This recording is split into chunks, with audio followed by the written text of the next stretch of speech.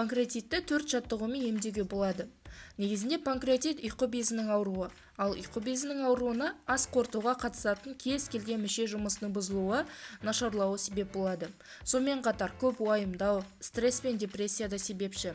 Бір жаманы панкреатит бірден байқалмайды. Ол холецистит, ашшектің ойық жарасы, гастрит, бауырда токсиннің көбеюі деген сияқты дерттермен асқынған жағдайда нақты білінеді.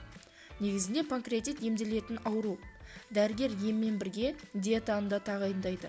Егер сол екеуімен бірге осындай 4 емдік жаттығуды қоса орындайтын болсаңыз, сауығу процесі жылдамдайды. Сонымен қатар бұл емдік сауықтыру жаттығулар панкреатит ауруының алдын алуға жәрдемдеседі. Демек, ұйқы безіңіз ауырмаса да денсаулықты нығайту мақсатында орындауға болады.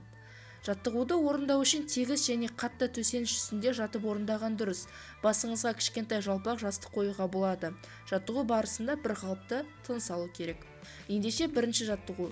Шалқаңыздан жатасыз, тізені бүгіп, табандарыңызды еденге қойып, аяқтарыңызды еденнен асықпай көтеріп, тізені кеудеңізге жақындатасыз. Баяу қимылмен табанды еденге қойып, бастапқы қалыпқа ораласыз да, жаттығуды физикалық жағдайыңызға қарай 5-10 рет қайталайсыз. Екінші жаттығу. Шалқаңыздан жатасыз, қолдарыңызды біріктіріп, желке тұсынан ұстайсыз.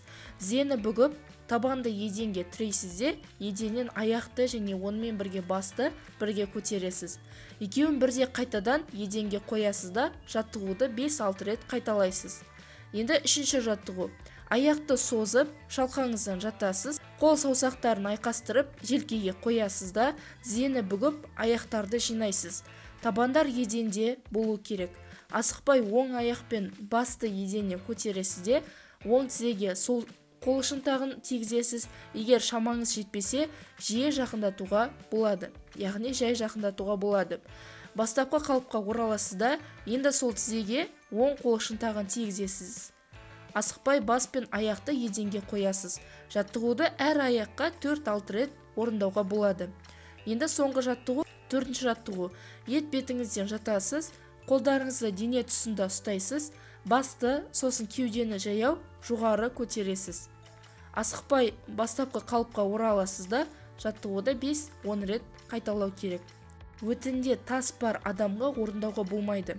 Комплексті жаттығуларды бірге және асықпай, баяу орындау керек. Жаттығу барысында қан қысымы жоғарылап кетсе, немесе ұйқы безі тұсында ауырсыну сезілетін болса, тоқтатқан дұрыс.